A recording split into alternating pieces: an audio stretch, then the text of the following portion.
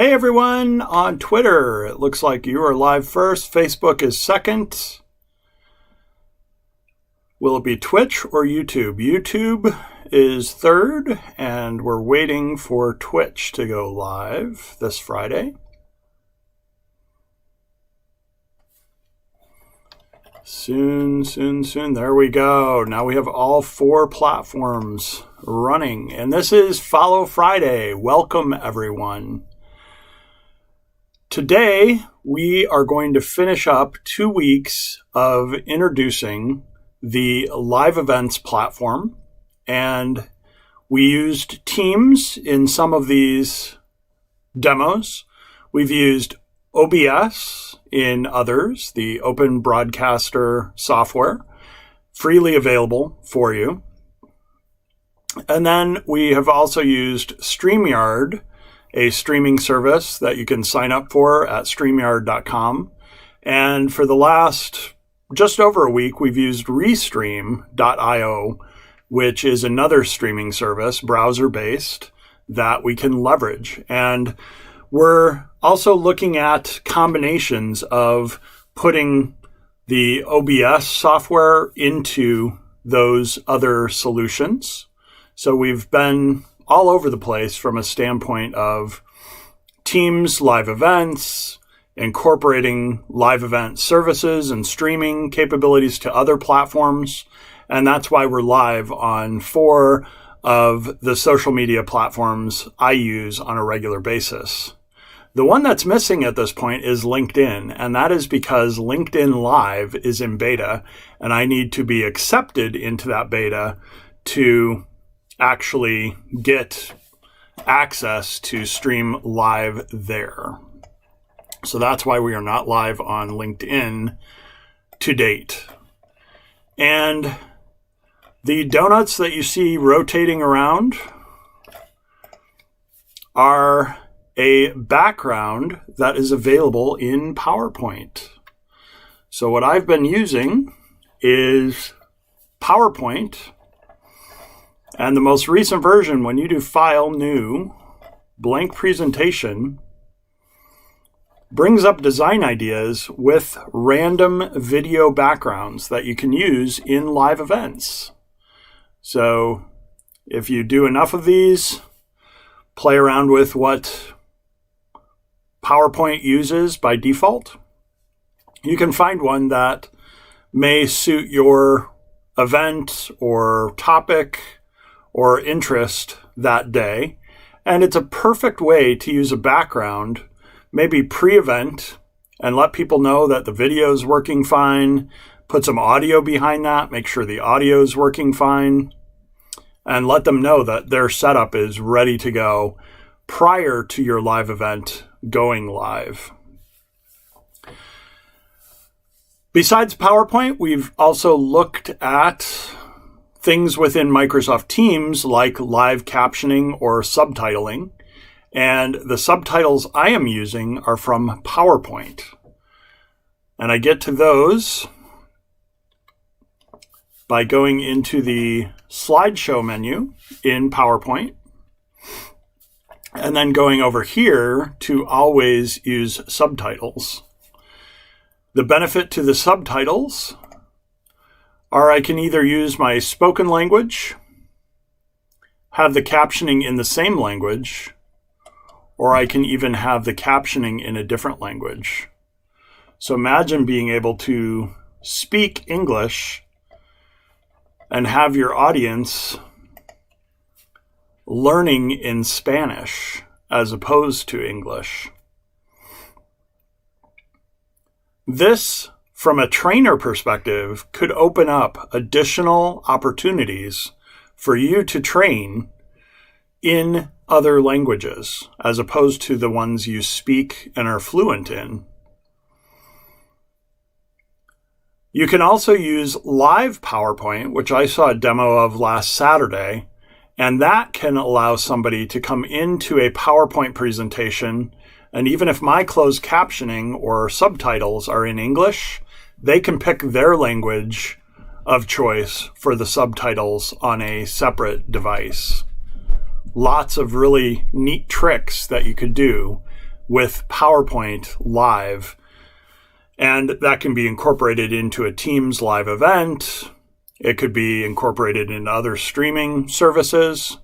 There's a lot of ways that you can mix and match these different technologies together. Starting next week, we'll look at, if you're interested, getting you experience with these different platforms. I'm going to switch our subtitles back into English here. So we'll pop back out, go to our subtitle section, and English is spoken, as well as English for the translations.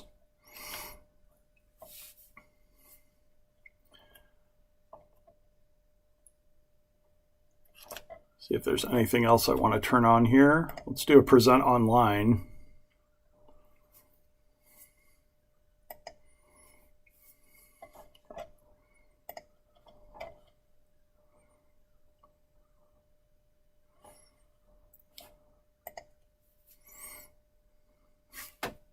Connect up to the service here.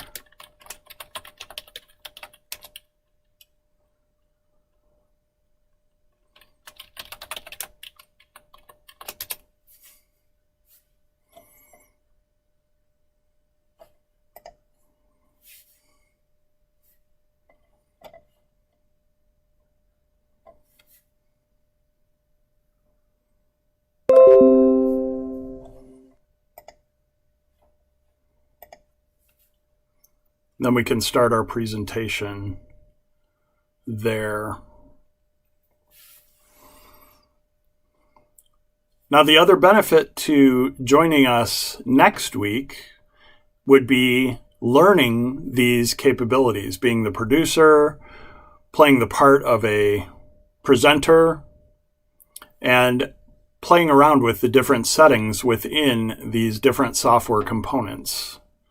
Some of what you would need is just a device with a webcam and a place to present.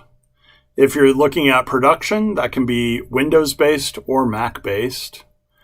And if you have interest, feel free to reach out either in any of the social media environments that I'm in or on LinkedIn. And I'll put my LinkedIn details on the slide here so that you know how to reach me on LinkedIn.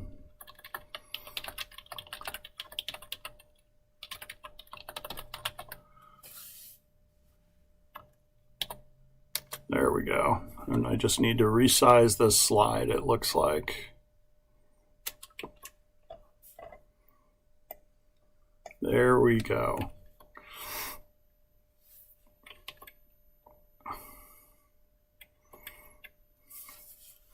So that is my LinkedIn address that you can see here on the slide. And as soon as I get LinkedIn access to live broadcasting or live events, we'll do this live on LinkedIn as well as the other platforms. I hope you've enjoyed the last 2 weeks of lessons using all of the software that we've been leveraging. Teams, the OBS software, which is a free download, different streaming services. Hopefully you've connected with me on one of the different platforms. At Twitter, I'm Stilldrey, STILLDREY. On Facebook, I'm also /Stilldrey. On Twitch, I had to put a 7 at the end because Stilldrey was already in use. And then on YouTube, it's aka.ms/Tip Tuesday, which takes you to one of my 2 YouTube channels, or /Tech Thursday, which is my other YouTube channel. So I have 2 on YouTube. And with StreamYard or with Restream, I can choose one or the other of those YouTube's channels to broadcast to. A benefit of Restream is I can stream to up to 30 different platforms at exactly the same time. So that gives me much more coverage from a standpoint of the different platforms we incorporate. If you use StreamYard, the basic licensing, free licensing, allows you to play around with and get familiar with just streaming live to up to, I believe it was 3 platforms, or at least 1 platform. And then the additional licensing allows you to add in RTMP, which is real-time messaging protocol, and that allows you to add, in addition to Facebook and YouTube, LinkedIn Live, if you have that, if you're a beta user of that, Twitch, any of these other platforms, you can add in Teams to that with the RTMP server capability. With Restream, similar, you can broadcast to all of these different channels, but it doesn't appear that you have a limit to the different channels that you choose other than 1 channel per service. And RTMP also comes with that basic licensing of their service. The nice thing too about OBS was it has a plugin for Restream. So my OBS screens, if you will, incorporate the Restream capabilities on them as well.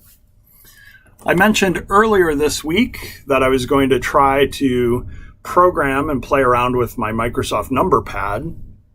And although I got one of my number pads set up for reprogramming the buttons, the number buttons, the limitation that I found was it doesn't appear that I have a lot of flexibility to map those into shortcuts in a application. I can set up the buttons to like launch OBS or launch Microsoft Teams, launch PowerPoint, those types of functions. But I didn't find a lot of use cases yet where I could say, I want something specific to happen with the buttons in an application. One place where you might be able to think about repurposing the buttons would be in the Microsoft Wheel or the Surface Dial capabilities.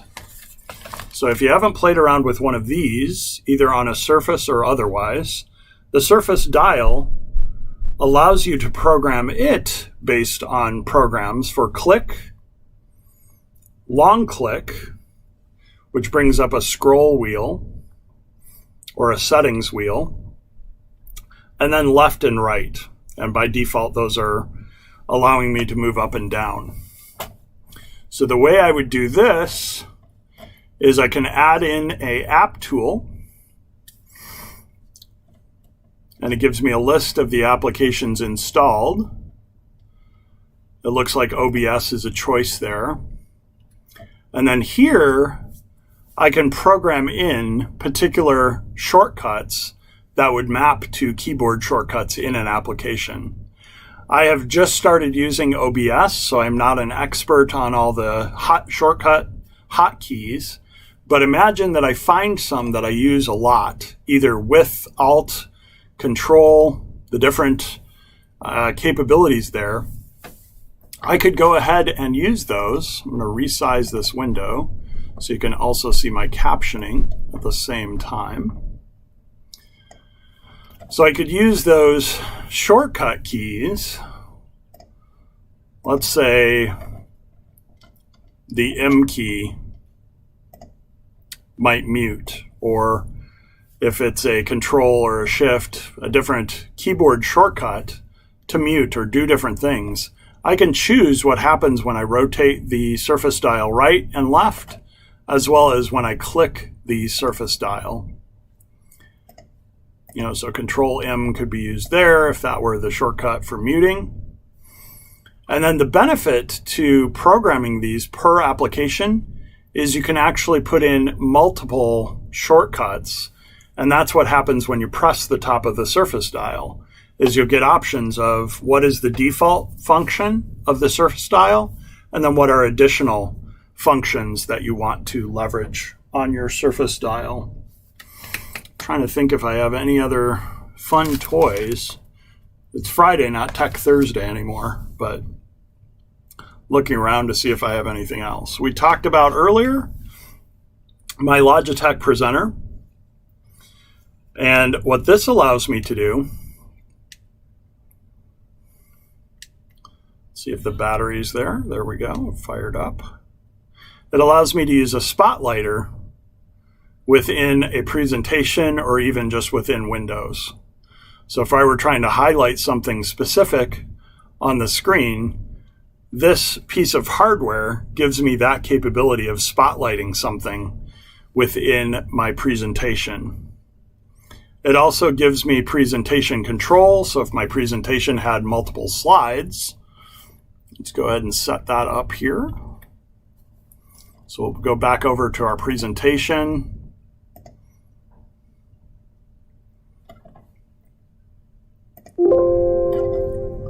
In presenting online,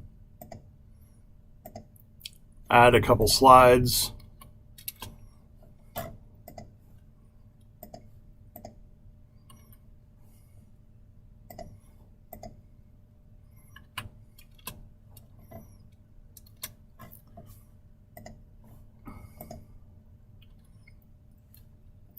want to get above 10 slides here.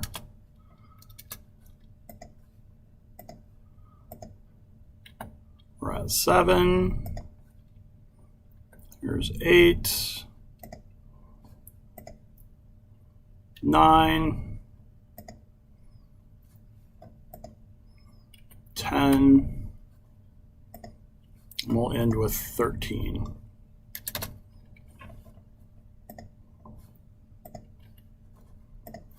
So I have 13 slides in my presentation now.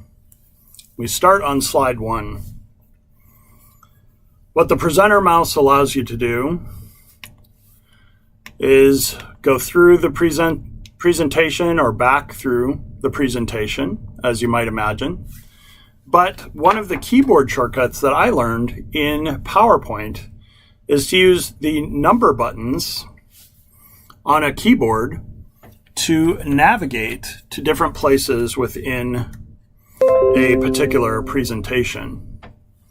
So I'm going to pair my Microsoft number pad here to my computer. We'll get this all connected up here. 042.165. There we go. And now what I can do in PowerPoint, and this will be easy to demonstrate because I can show you the pad, is I can hit 1, 2, enter, and I'm on slide 12. And I can hit 1 and enter, and I'm back on the first slide. So imagine using a Microsoft number pad as your presentation device to just move through your slides. But then let's say you get close to the end of your time. Let's say I'm ending at 1:30. And I've got 13 slides, but the 13th slide is my summary, maybe my contact. I can hit 1-3 and enter, and I'm on that final slide. The Microsoft number pad can be paired to up to 3 devices. So on the back is the Bluetooth switch, and up to 3 devices can be used by these devices. You can also use your Surface Pen if you have a Microsoft Surface as a presentation tool. The other thing I can do with the Surface Pen is actually draw on my slides. So if you wanted to have a simple slide like this one, but then also the ability to draw on your slides as you're presenting, that would be something that you could leverage a Surface Pen for, besides the ability to press long. Let's see if I can get it paired here. There we go.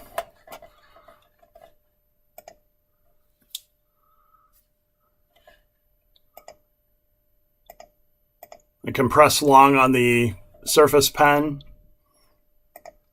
Looks like I need to have PowerPoint focused here. And I can press long to go back through my slides.